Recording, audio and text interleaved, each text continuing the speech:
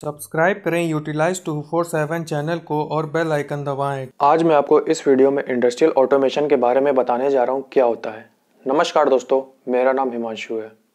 Automation में हम इस तरीके से सिस्टम को डेवलप करते हैं जो अपने आप चले। हवाई जहाज से लेकर पानी वाला जहाज, पेन या पेंसिल की मैन्युफैक्चरिंग में कहीं ना कहीं इंडस्ट्रियल ऑटोमेशन का यूज हुआ होगा।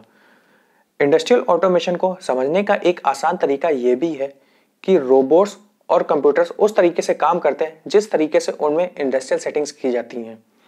इंडस्ट्रियल सेटिंग्स करने के बाद रोबोट्स और कंप्यूटर्स अलग अलग तरीके के ऑपरेशंस को कंट्रोल और हैंडल करते हैं। अब बात यह आती है कि जब मैकेनाइजेशन था तो हमें ऑटोमेशन का यूज क्यों करना पड़ा इंडस्ट्री में। पहले प्रोडक्टिविटी को इंक्रीज करने के लिए मैकेनाइजेशन का यूज होता था, जिसमें हर एक मशीन को मैनुअली ऑपरेट करना पड़ता था। लेकिन जैसे जैसे टेक्नोलॉजी एडवांस होती चली गई, ये मैकेनाइजेशन से शिफ्ट होकर ऑटोमेशन में चला गया। हमें प्रोडक्टिविटी तो चाहिए, लेकिन उसके साथ साथ बेटर क्वालिटी, बेटर परफॉर्मेंस और एक्यूरेसी भी चाहिए। तो ये मैकेनाइजेशन से शिफ्ट होकर ऑटोमेशन पे चला गया और टेक्नोलॉजी भी इतनी एडवांस हो चुकी थी कि हम ऑटोमेशन में आराम से शिफ्ट कर सकते थे। ऑटोमेशन में रोबोट्स और कंप्यूटर्स तब तक काम करते हैं जब तक कि उनमें कोई ऐसी दिक्कत ना आए जिसे सुधारने की जरूरत पड़े। अब ऑटोमेशन में कौन कौन से कंट्रोलर्स यूज होते हैं।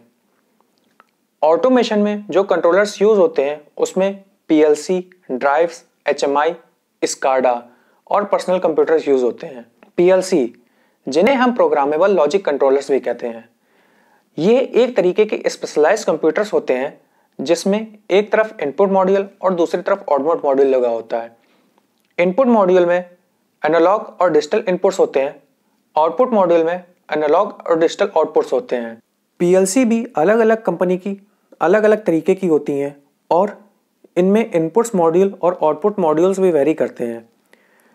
इसकी खुद की एक मेमोरी होती है, प्रोग्रामिंग पोर्ट होता है जिसे हम पर्सनल कंप्यूटर से कनेक्ट करके प्रोग्राम कर सकते हैं।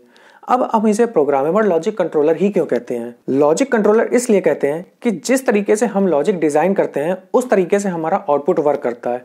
हमने इनपुट में पुश बटन, टॉगल स्विच या नॉर्मल स्विच हमने पुश की, उसके बाद हमारा आउटपुट किस तरीके से वर्क करेगा, कितने टाइम बाद वर्क करेगा और कितने टाइम के लिए वर्क करेगा।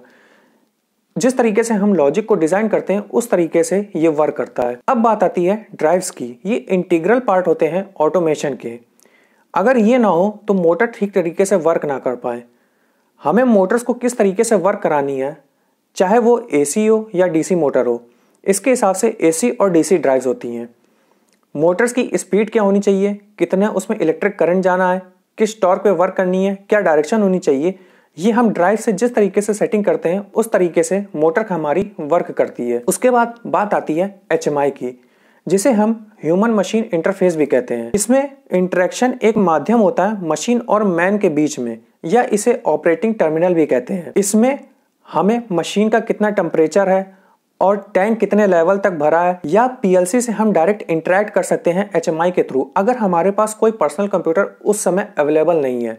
और पीएलसी के लॉजिक को भी हम एचएमआई में देख सकते हैं। अब इसके बाद आती है स्काडा की, जिसे हम supervisory control and data acquisition system कहते हैं। कहीं पर बैठकर मशीन या प्लांट को कंट्रोल कर सकते हैं। रियल टाइम डेटा कलेक्ट करना, मोटर्स, पंप्स या सेंसर से डायरेक्टली इंटरेक्ट करते हैं एचएमआई सॉफ्टवेयर के थ्रू। यह बहुत क्रूशियल और इंपॉर्टेंट डिसीजन लेने में मदद करता है। इंडस्ट्रियल ऑटोमेशन में रोबोट्स और कंप्यूटर थकते नहीं है, लेकिन तब भी उन्हें एक टाइम के बाद कुछ ना कुछ रेस्ट दिया जाता है। लेकिन जब तक उन्हें रोका नहीं जाता है तब तक हमें प्रोडक्टिविटी इंक्रीज होती है, एक जैसी क्वालिटी मिलती है। रोबोट या मशीन को प्रोग्राम कर सकते हैं अलग अलग काम करने के लिए। डेटा कलेक्ट करना, प्रोडक्शन इंफॉर्मेशन एक्यूरेसी इंप्रूवमेंट, सही डिसीजन के लिए फैक्ट्स कलेक्ट करना, वेस्ट कम होना, एडवांटेज है इंडस्ट्रियल ऑटोमेशन के। इंडस्ट्रियल ऑटोमेशन बहुत कॉम्प्लेक्स होता है और मशीन्स, रोबोट्स, कंप्यूटर्स एक तरीके से एक साथ सिंक्रोनाइजेशन में एक दूसरे के काम करते हैं। उम्मीद करता हूं कि आपको यह वीडियो पसंद आया होगा। लाइक, शेयर, सब्सक्राइब करें और भी वीडियोस देखने के लिए मेरे चैनल में।